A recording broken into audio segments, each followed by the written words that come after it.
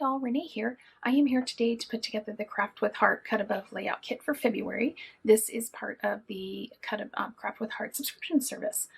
This subscription service is so awesome.